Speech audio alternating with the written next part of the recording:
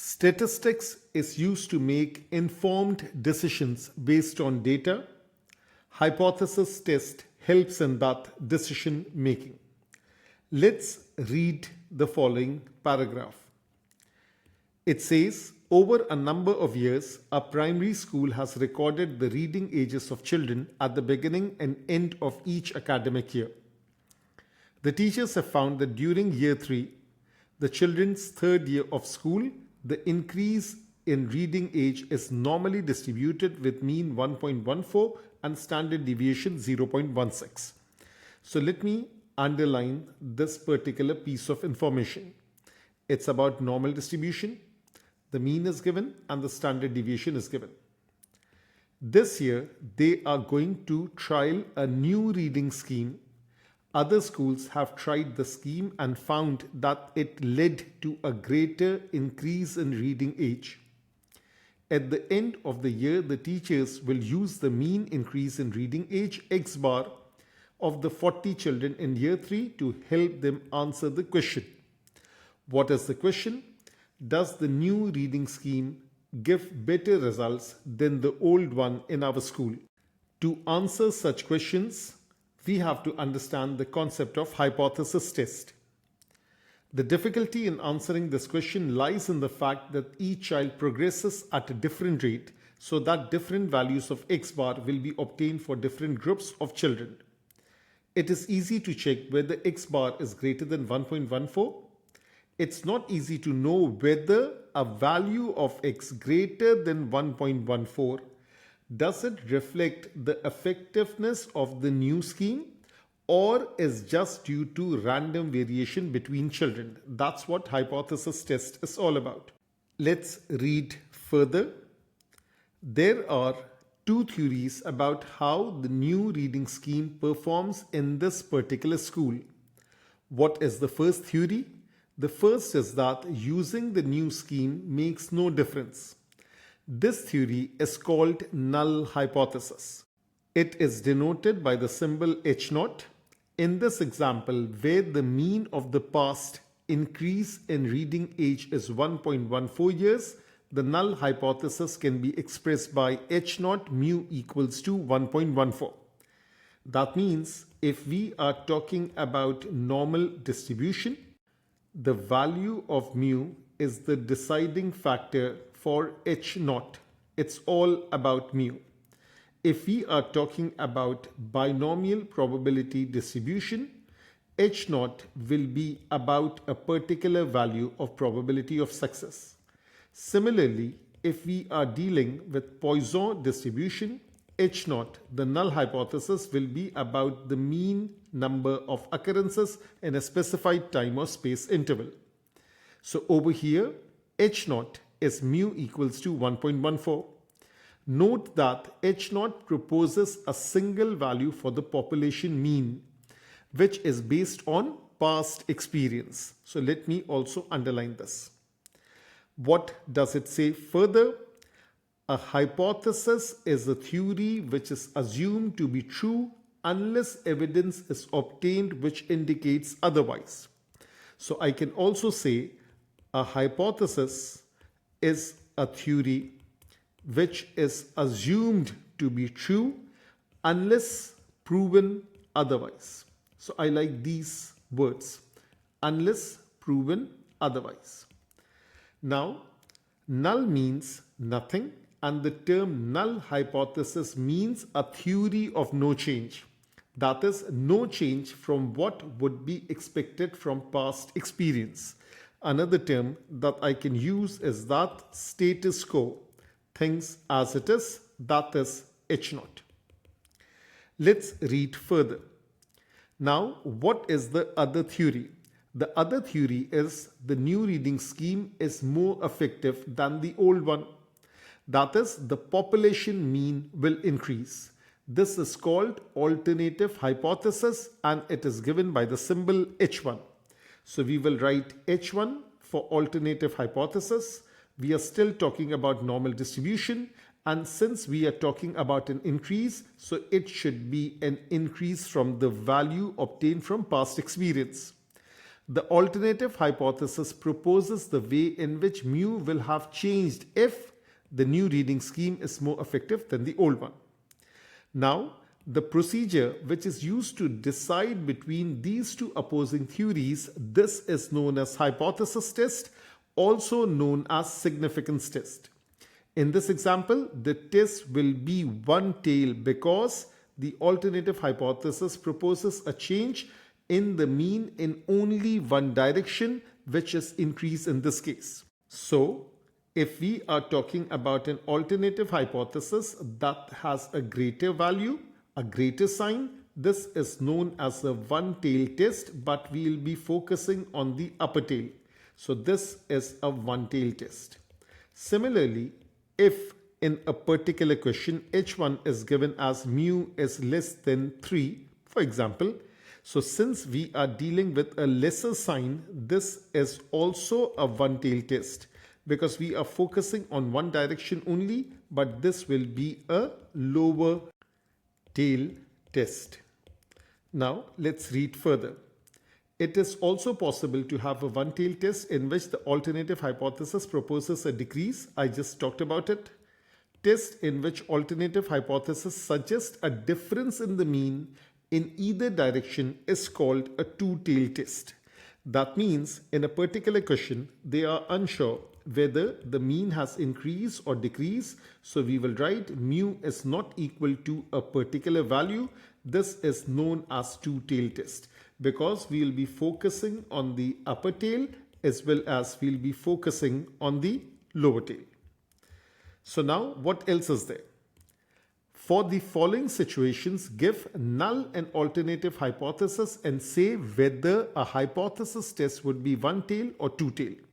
Now let's look at the first example, which is part A. In the past, an athlete has run 100 meters in 10.3 seconds on average. He has been following a new training program which he hopes will decrease the time he takes to run 100 meters. He's going to time himself on his next 6 runs. So if we are talking about part A, we will write h naught mu equals to 10.3 and h1, since it's about a decrease, mu is lesser than 10.3. Yes, this is a one tail test and it is a lower tail test. So now let's focus on part B. It says the bags of sugar coming from a production line have masses which vary slightly but which should have a mean value of 1.01 kg. A sample is to be taken in order to test whether there has been any change in the mean. So now for part B, we are not talking about an increase or a decrease specifically. We are talking about a change. So first of all, h naught, the null hypothesis, mu is 1.01 kg. That is the value from the past. h1, mu is not equal to 1.01 kg. So therefore, it's a two-tail test. We'll be focusing on the upper tail as well as the lower tail. Let's look at part C. The mean volume of liquid in bottles of lemonade should be at least 2 liters. A sample of bottles is taken in order to test whether the mean volume has fallen below 2 liters. So over here, first of all, let me write down the null hypothesis. H naught equals to mu equals to 2. An alternative hypothesis, our concern is the mean should not fall below 2 liter. So again, it's a one-tail test. And this time we are focusing on the lower tail again. Now let's double check the answers. The answers are right over here. Part A, the null hypothesis proposes a single value for mu. H naught, mu is 10.3 based on athlete's past performance. Let me underline this. So mu is based upon past performance. Alternative hypothesis proposes how mu might have changed. In this case, it's a lower tail one-tail test. What about the second one? The null hypothesis proposes a single value, that's the value of h naught, based on the mass which the bags should have. And then it says the alternative hypothesis proposes how mu might have changed. It could be for the better or for the worse. It could be about increase or decrease. Therefore, it's a two-tailed test. What about part C? The only concern in this situation is whether the mean volume is less than 2 liters. So a one-tailed test is appropriate. The null hypothesis has an equal sign. The alternative hypothesis has a lesser sign. Now focus on the H naught. In this case, H naught is based upon past performance. In this case, H naught is based upon the mass which the bags should have. And over here, the concern is the mean volume could be at least 2 liter, a little bit more than 2, doesn't make a difference, but it should not be lesser than 2. So these are the factors that help in decision making, either for normal distribution or binomial probability distribution or Poisson distribution. A summary: for a hypothesis test on the population mean, the null hypothesis proposes a value mu naught for mu. And whatever that is given over here, we have just gone over it through the above worked example. Let's move on. So now, once you have decided on your null and alternative hypothesis, what's the next step? Let me underline it. The next step is to devise a rule for choosing between them, which theory should be accepted, which theory should be rejected. Look again at the reading scheme example. The rule will be based on the sample mean x bar. The teachers are only interested in the new scheme if it improves the average increase in reading age, and so only values of x bar greater than 1.14 might lead them to drop the old scheme in favor of the new one. So again, we have to underline this important piece of information. The teachers are only interested in the new scheme if it improves the average increase in reading age. So therefore, values of x bar greater than 1.14 might lead them to drop the old scheme in favor of the new one. Now initially, what will be our gut feeling? That is, any value greater than 1.14 would show that the new scheme is more effective, but it's not that simple. It is possible to obtain a sample mean x bar that is greater than 1.14 even if the new reading scheme is not effective at all. It could be a random variation. To see this, suppose there is no difference between the new reading scheme and the old one, then both mu and sigma will be the same under the two schemes, and x will be distributed as x follows a normal distribution 1.14, 0.16 square. Now, when we look at this table, what do we see? That if this is the value of population mean, there is a possibility that 50% of the distribution would lie above the mean. So that's a pretty high value. Let's read the paragraph. It is possible to obtain a sample mean x bar that is greater than 1.14 even if the new reading scheme is not effective at all. And that is what is shown by this graph.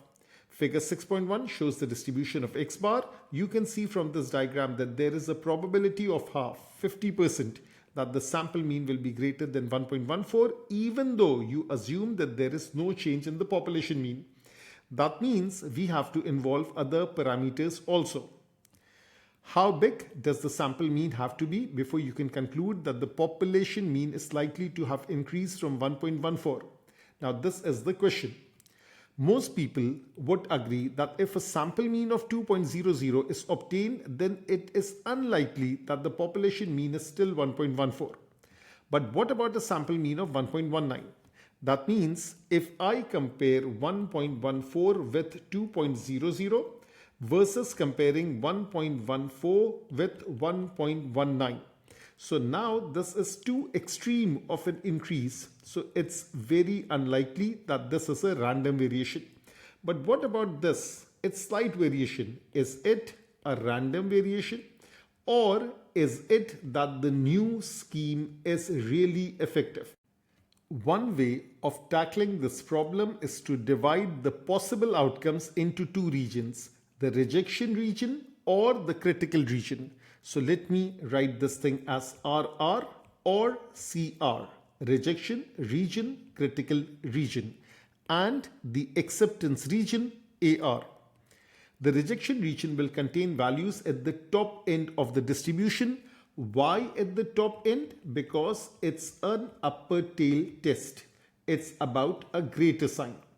And the rejection region will contain values at the lower end of the distribution if it's about a lower tail test. So currently we are discussing an upper tail test. If the sample mean is in the rejection region, you reject H0 in favor of H1. So now let me underline this. If the sample mean is in the rejection region, reject H0 in place of H1. You conclude that the population mean has increased. What is the other possibility? If the sample mean is in the acceptance region, you do not reject H0. There is insufficient evidence to say that the new reading scheme is more effective. Now, this is the conclusion of the hypothesis test. That's what hypothesis test is all about. You will go through a process which will be outlined a little bit later, and it's all about sample mean lying in rejection region, reject H0. Naturally, H1 will be accepted. And if the sample mean lies in the acceptance region, do not reject H0, accept H0 because there is insufficient evidence to say that the new reading scheme is more effective. Let's move on. The rejection region is chosen so that it is unlikely for the sample mean to fall in the rejection region when H0 is true. It is a matter of opinion. What do we consider by the term unlikely? But the usual convention among statisticians is that it is an event which has a probability of 0.05, that is 1 in 20 or less, is unlikely. Figure 6.2 shows the rejection region and the acceptance region for the children's reading scheme. The value C, which separates the rejection and the acceptance region, is called the critical value.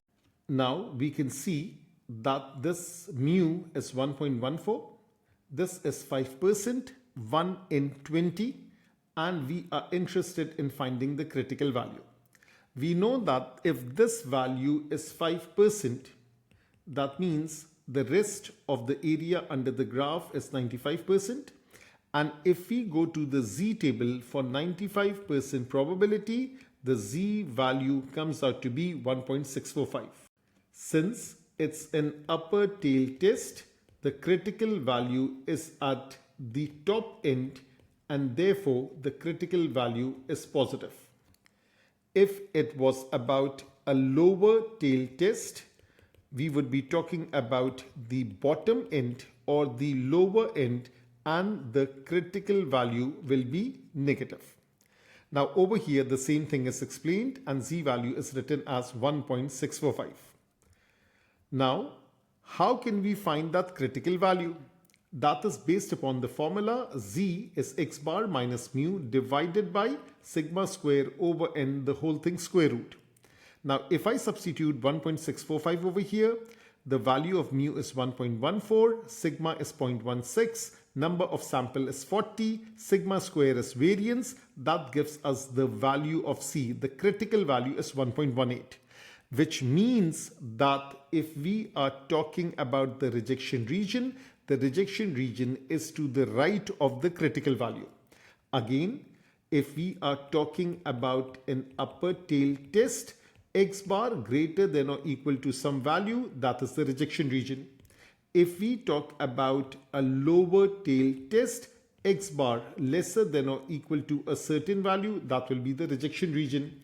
Similarly, if we talk about a two-tail test, which we will see in some examples, there will be two critical regions. X bar greater than or equal to something, x bar lesser than or equal to something else. So that is how the critical region is calculated. That is based upon the formula Z is x bar minus mu sigma square over n square root.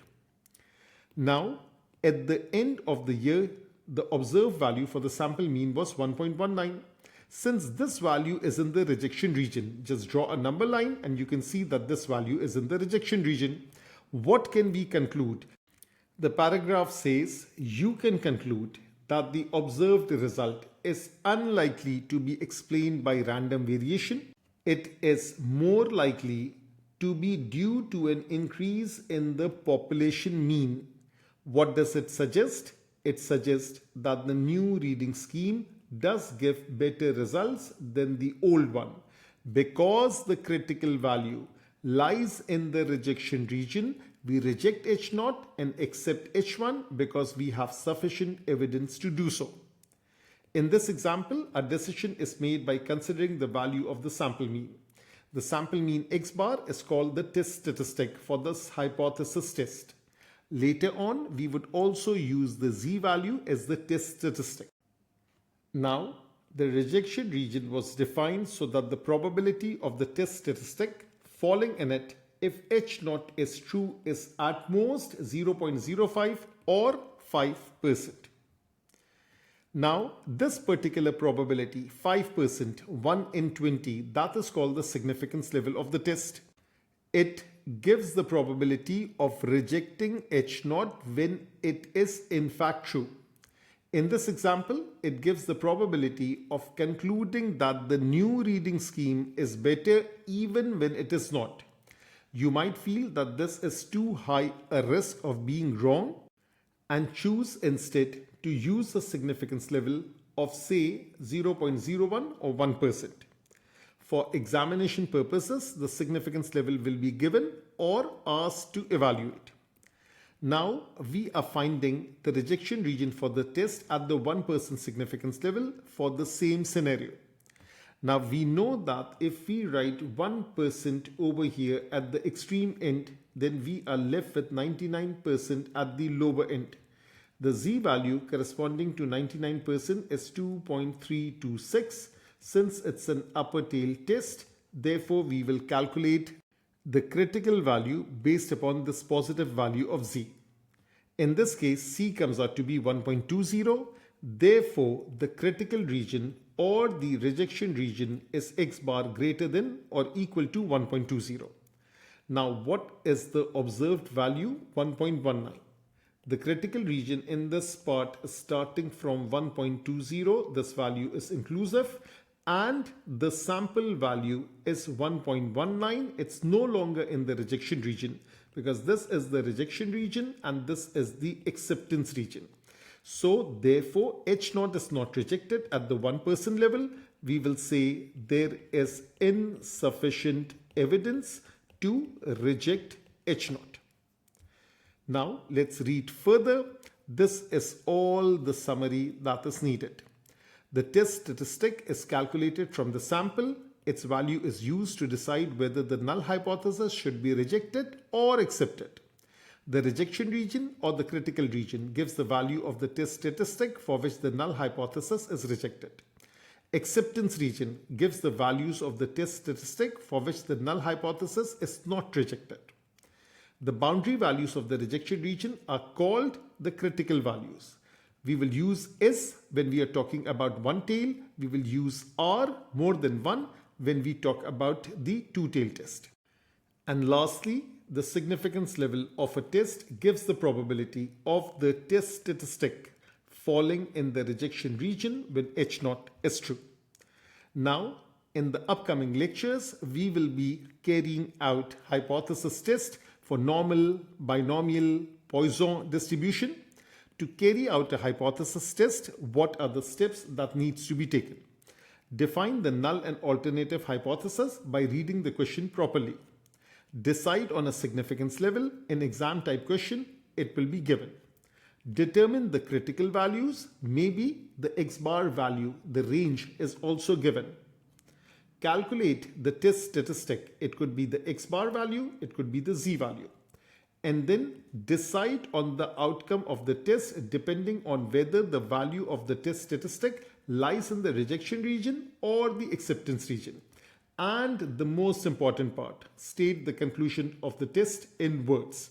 So in this video, we have thoroughly understood the basics of hypothesis test, and in the upcoming lectures, we will be solving problems based upon this.